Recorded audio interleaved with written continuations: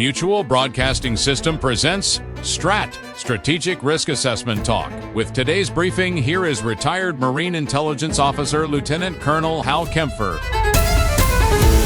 Welcome to STRAT, our Strategic Risk Assessment Talk. And what we're going to talk about in this episode is really about, I'm going to kind of hit some, I don't even want to say wave tops, but I'm going to hit some broader trends. I'm going to talk about what's becoming a strategic reset. And this reset could go well or could go badly. I'm not sure yet, but I'm going to talk about Russia, Iran, Venezuela, and Cuba, each of them having their own unique dynamics, but kind of get into some stuff where you start to say, this could be a very interesting summer and fall. And I think it can be because there's just a lot of things happening. So let's begin by discussing Russia, which is seeing something that it really hasn't seen since World War II. And that's a really big change that's taken place here. Basically, they're getting hit constantly with drones and missiles. And certainly it's not anything they saw since the start of the war with Ukraine in February of 2022. It's really something that's just happened this year. And if you want to get down to it, it's something that's really picked up in the last month or two, where you see these drone strikes. And there's this, right now, Ukraine is pursuing a 40-day intensive campaign of long-range and intermediate-range drone strikes and missile strikes. It's just systematically undermining Russia's ability to sustain the war logistically, whether it's pumping gas in Moscow or getting beans, bullets, and Band-Aids to the troops in the battlefield. It's an absolute mess for them. They're just seeing daily drone strikes. Now, as I'm recording this, there's reports coming from Ukraine that Russia launched another massive drone strike on Kyiv. We'll see what that turns out to, but there's been a lot of reports. I've seen official reports saying that gas, and keep in mind some leaders over there, but gas is going for somewhere between $7, $9, $10 a gallon. But there was a report yesterday that said if you want to get gas, you can get gas. It's $25 a gallon. To give you an idea of what's actually going on in Moscow. And by the way, those official numbers are saying gas is at this number, like $9 a gallon. Well, that's if you want to sit in line for hours and hours at a gas station trying to get gas. It is just absolutely a mess. And that's because they're hitting refineries, they're hitting oil facilities, they're hitting all these things that leads to getting that gas at a gas station in Moscow. Very successful, truly bringing the war home to the average Muscovite. And in Russia, it's a little bit different. In Russia, really, it's, the opinion of people across the country makes a difference. But it's really the opinion in two major urban centers that has the disproportionate amount of say, and that's in Moscow and St. Petersburg. Those are the two big metropoles within Russian society. There's other certainly significant cities, I'm not taking away from that, but Moscow and St. Petersburg are the two big cities. And of the two, Moscow is the center of government power. So Moscow has a tremendous amount of say, and Muscovites kind of determine what's going on. So the urban elites and the business elites in those two metropoles I just talked about, the oligarchs, they're seeing these up till now safe areas being hit constantly by drones and missiles. It's unnerving to them. It took a long time, but now, and I was talking about this going back last year, that Ukraine was on track to produce these missiles, on track to produce these long-range drones, and some of these really high capability intermediate range drones. And all of that production capacity, all of that manufacturing capacity was kind of hitting a zenith in the first half of this year, and now it has, and so you're seeing a lot of drones out there. They've got cruise missiles like the FP5 Flamingo, and they have a number of drones that have these extended ranges. They're going out 1,000, 1,300 miles, well into Russian territory, well past Moscow, but certainly well within hitting Moscow, St. Petersburg. And it's very systematic the way the Ukrainians are doing it. This isn't like, we can just hit something, and that happened earlier in the war. They had a drone that went and exploded at the Kremlin. Didn't hit anything of significance at the Kremlin, but certainly got their attention. And they've had drones that have gone up to Moscow. But now you're seeing this systematic hitting of what's essentially anywhere across European Russia, They can hit just east of the Urals, to give you a sense of how far these are. So they're hitting refineries, oil facilities, ammunition depots, ammunition manufacturing, military plants, everything, and they're truly having a devastating effect. Russia's reportedly having to import gasoline. That's crazy when you think that, I think John McCain used to call it a kind of a big gas station, because all it did was, it's really its main thing that it did to sell, to make money for the country. As much as they'd say, oh, we do manufacturing, technology, all this other stuff, they produced oil. They were a big petro state is what they were. And so the idea that they have to import gasoline is, that is just absolutely ironic. And it's oil that really floats the Russian economy. And with all the damage to refineries, all the damage to pipelines, oil distribution centers, all of these things, it is having a massive impact on the revenue stream for the government. So the government is running out of gas, so to speak, and that gas being money to operate. In fact, the head of one of the top banks there just reportedly told Putin, you've got to end this war, that there just isn't enough money in the economy to sustain this war. And average Russians have been hit with tax increases. More and more young Russian men are being called into service, and they may have to do a nationwide mobilization if they can't fix the problem they have, which is they can't recruit. Even with these massive bonuses that they're paying new recruits, they can't get enough recruits on the line to replace those who are being killed or seriously injured in combat. So it's a war of diminishing returns in terms of manpower for them. And if Putin goes to full mobilization, then he's pretty much admitting that he's lost the war in so many words. That's it's a political thing. He is a jailhouse bully, a prison yard bully, and you got to look tough. And if he has to go to a full mobilization, it doesn't make him look tough. It makes him look weak. And so he's kind of in a lose-lose situation. There really is no good way for him to go on this. Non-military gas cells in Crimea, the crown jewel of Russia's occupied territories in Ukraine, the area that Russia claims has always been Russian, have stopped gasoline sales to non-military users. In other words, if you drive a taxi or a truck or whatever, you make deliveries, or you're just trying to get to work, you can't buy gas. And what that means is that the Crimean economy is pretty quickly grinding to a halt, because nothing can happen. And that's how bad it is there. They simply can't get gasoline into Crimea beyond supporting the military. Even that's somewhat limited. So it's effectively shutting down that regional or local economy. Further, it's turning Crimea, which is a peninsula, into what is essentially an island. And this is due to the massive drone strikes and missile strikes that are hitting all over the place. Anything that's military is getting hit there, but it's also cutting off these lines of communication. The famous land bridge going through, from Rostov-on-Don, going through Zaporizhia Oblast, Kherson Oblast, down into Crimea, that big coastal highway, they were reportedly, the Russians were telling convoys not to use that road, to avoid sending anything down there, because it was getting hit so frequently and so effectively with Ukrainian drones. So that land bridge has ceased to be a logistical land bridge anymore. The other way to get there is the Kerch Bridge. And the Kerch Bridge has been hit multiple times. It has limited capacity to bring stuff in, so they're really running into problems. The other way to do it, of course, is by boat, and that's very limited as well. So they're having a very difficult time. So it's kind of turning the Crimean Peninsula into the Crimean island from a logistics perspective, and that's a big problem. That was the place where Russians were still going down there on vacation. That's the place where was considered kind of a rear area of the southern front, where they could, put logistics and all sorts of stuff. That was where Russia had its Black Sea Fleet headquarters in Sevastopol. That is being shut down by this. So that's a big, big change, and it's kind of hitting cumulative mass here. All right. So they're having a tough time. Putin is reportedly hiding out in underground shelters.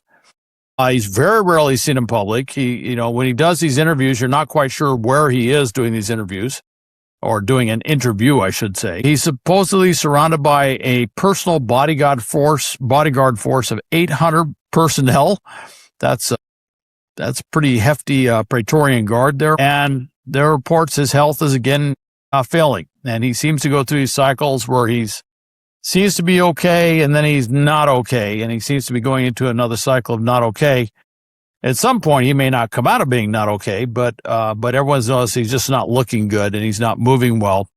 So I don't know what to read on that. That's been a continuing thing throughout the war about his health. So I just don't know what that all means, but it is something obviously we have to be aware of. Now, he has systematically taken out the public opposition to him. It's very difficult to see a 1991 style public revolt happening in Moscow now. It's not impossible, but it would be very difficult to see something like that. Then what many are saying is that with the elites being totally frustrated with Putin, and Putin being unable to come to any sort of terms, because if he basically offers any concessions to the Ukrainians, it will be perceived that he's weak, that he's failed, that he's just losing it, and there are others around him with sharp knives who will be willing to step in. He's also had a number of top generals over the last 2 years that have been taken out, a lot of times by Ukrainian special operations, but in some cases, it's not quite clear how they were taken out or how they died.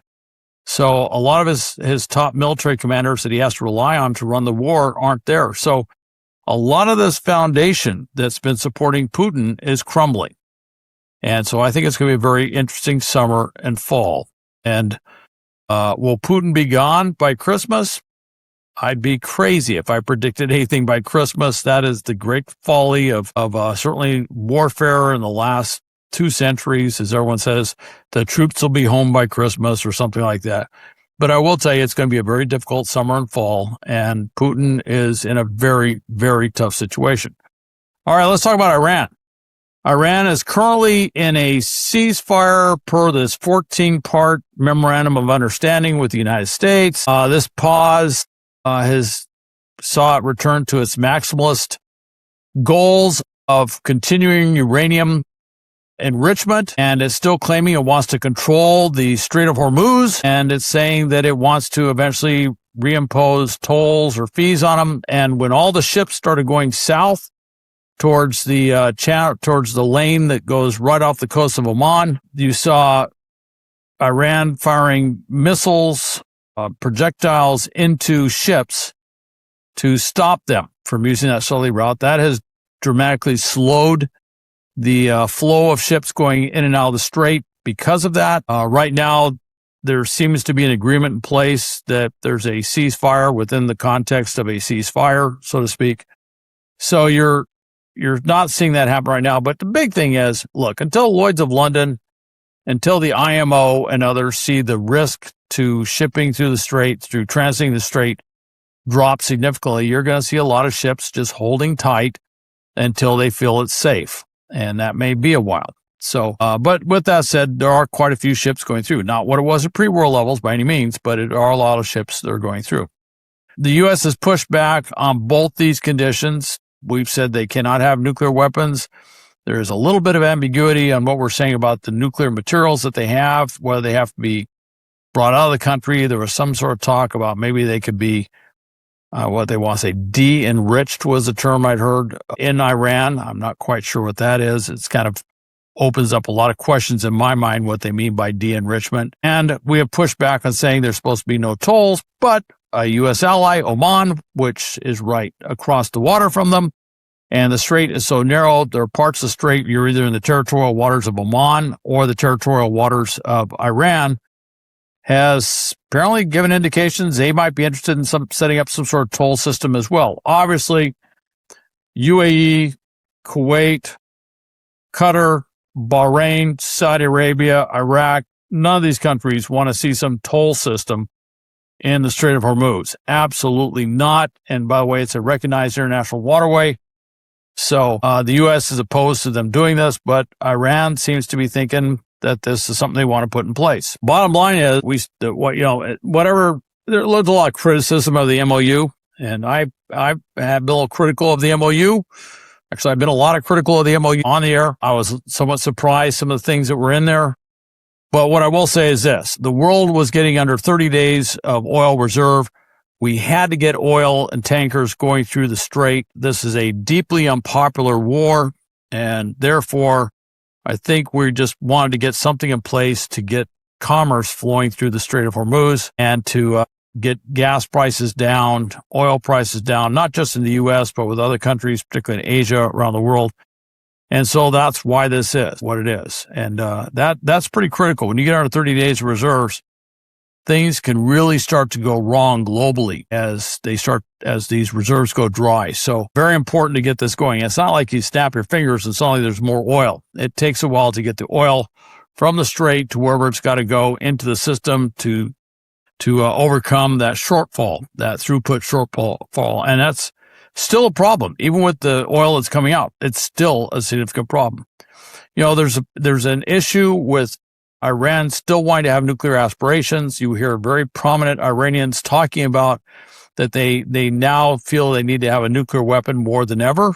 They feel that they now kind of own the Strait of Hormuz, which is something they didn't claim they did before the war. The issues of, part of the reason that we pulled out of the JCPOA, the Obama era agreement, was because it didn't do anything about ballistic missiles and didn't do anything about Iranian support for proxies, these terrorist groups like Hezbollah. And the current MOU does nothing about these terrorist groups. It does nothing about ballistic missiles. So that's rather frustrating. And you're seeing that Lebanon and Hezbollah is in the U.S.-Iran MOU language as someplace that Israel has to, basically saying they have to stop fighting there, which is really just Iran saying Israel has to stop. And they believe Hezbollah can keep fighting there. But it brings up the question of all the proxies across the region. The Houthis, Hamas is still being a belligerent organization in the Gaza Strip, and you have other proxies around the region. So there's a big question about what this is going to do there. Now, what's kind of interesting is that there is now a Kurdish insurgency that is attacking Iranian forces within Iran. And that is something that we had a hand in helping to set up early in this conflict. And there's a possibility of other Iranian insurgencies based on nationalist groups that are within Iran starting to also, they may kick off things as it's felt that Iran can't really maintain the force levels throughout the country in order to deal with this. So that may be interesting. You might see the beginnings of what could turn into a broader civil war within Iran. Bottom line, I don't know that the Revolutionary Guard Corps, which controls the government right now, really has the wherewithal to shake off its adherence to maintaining this doctrinal position, supporting proxies of, regional hegemony, trying to become a nuclear power, doing all these things that should make whatever they're doing unacceptable to a final peace agreement or deal, particularly a deal that would provide significant sanctions relief, enough sanctions relief to keep the regime in place. That's one thing. As long as they keep doing this stuff, unless we capitulate, which I don't rule out, but as long as they keep doing these belligerent things, we can always hang on to that money. And it's getting more and more difficult for Iranian society, the Iranian economy, to keep functioning. They are having some very, very big problems. The fact that they're able to ship oil now and get some revenue through that's a big change. That's kind of keeping the current regime in place, ironically, considering what the war was about. But that is kind of a sort of Damocles hanging over the head of the current regime. And the U.S. could certainly reimpose a naval blockade if they needed to. The Strait of Hormuz could be taken militarily, although not without some cost, not just the cost in what would physically have to be taken, like the islands in and around the strait, but also the cost that the Gulf states would incur with Iranian drones and missiles hitting their infrastructure, particularly the oil, gas, and water infrastructure. So that would be a big, big problem for them. All right, shifting gears, let's talk about Venezuela. We saw this massive series of earthquakes last week, tremendous devastation around the coast, particularly Caracas, the capital city. There may be, we don't have these numbers yet, but there may be 10,000 or more people killed by the time they get done. And there is tremendous frustration across the country with the government. The government was seen as kind of absent from serious relief efforts. You had people going to Caracas to try and find their families, and they'd be stopped by government security forces at roadblocks who would search their cars and do all these other things. And then when they get to the places where the devastation occurs, there's virtually no government presence there helping digging out these buildings have collapsed, trying to rescue their loved ones. So that is a huge problem. Ironically, the U.S. has about 2,000 people, a lot of military that are dedicated to working this issue. And the U.S., even though it's not an enormous presence, has been a very effective presence, particularly with its USAR teams, urban search and rescue teams that got in there fast, getting people out, making a really big difference. So as the rescue efforts subside and there's this growing frustration with the government, you start to see something that reminds me of what happened with the Soviet Union, with Chernobyl, and then I believe the earthquake in Armenia, where it looked like the government was basically useless in trying to deal with the crisis and then trying to somehow cover up just how bad it was. And that this is causing enormous frustration across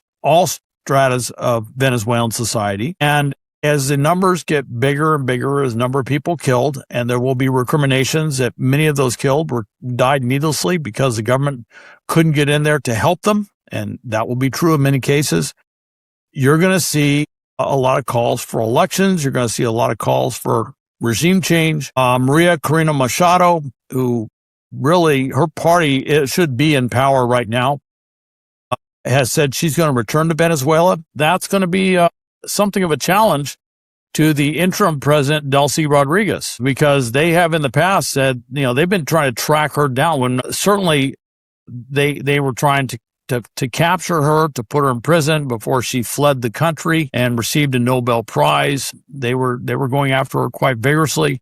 This is going to put Rodriguez in a difficult position. If she tries to arrest her now, particularly with the situation with the United States, I think that could actually accelerate regime change in many, many ways. So we're going to see what's happening, but this has really hit Venezuela at an interesting time. And with all things being said, it may push things faster towards the government being forced out of power. It's a horrific event. It's a human tragedy on a scale that we seldom see anywhere in the world, but it is another example of a failed state or a failed government failing. And eventually things like that do catch up. Now, Cuba is another failed state. It has a failed economic system. Its communist revolutionary system is just not working. The U.S., once things were, the U.S. had put a embargo on Venezuelan oil was what was kind of keeping the Cuban economy alive, and that oil got cut off. So they have no oil, they have no gas. The country is kind of slipping into the dark ages as a nation because they can't run generators, they don't have electricity. They've got a lot of problems with that, and whereas the legislature there, which doesn't really function as a real legislature, but they did pass, I think it was 175 legal changes to privatize a lot of the economy, to allow banking to happen. But the U.S. response has been to tighten things up. And I think at this point, the U.S. has looked at this, and I think the assessment is too little too late. I know some people say the U.S. should be jumping in to do something with this. Well, at this point, I think the U.S. has said, look, this government's going to fall. Don't get in its way. And so that's where the U.S. position seems to be. There are no free elections in Cuba. There are not free elections in Venezuela, but they have had elections. So there is the machinery in place to potentially hold a legitimate election that could act as a way to peacefully change out the regime in Venezuela. I don't know that they can do that in Cuba quite the same way. And I think it'll be a very, very rocky road when things collapse to the point where this government can no longer maintain power. But it's going to have to do something because the regime is going to have to be replaced. So bottom line, I kind of end with where I started. It's going to be a very interesting summer and fall in a number of different places. Thanks for listening to Strat. Also, please visit stratpodcast.com.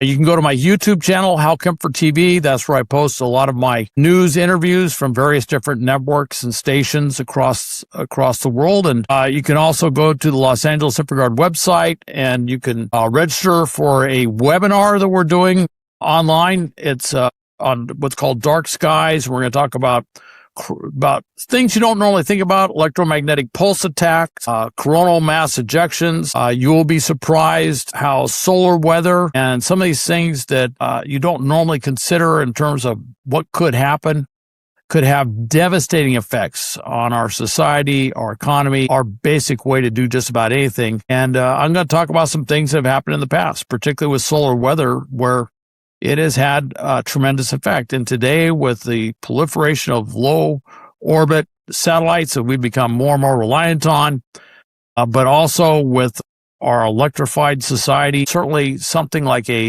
what the 1859 Carrington event could have devastating impact to the country today. And we just missed a Carrington event that by 9 days, it actually shot out of the sun and went a different direction. But if the Earth's orbit had been 9 days faster, we would have been hit head on. And that probably would have been something that put the lights out, so to speak, for days, weeks, months, maybe even longer in certain places. So hopefully you get a chance to sign up for that. That's on July 15th. And then take advantage of the Gray Zone webinar that's currently available on Encore, and that's at www.infraguardlosangeles.org. Hey, thanks again for listening to Strat. I hope you listen to the next one.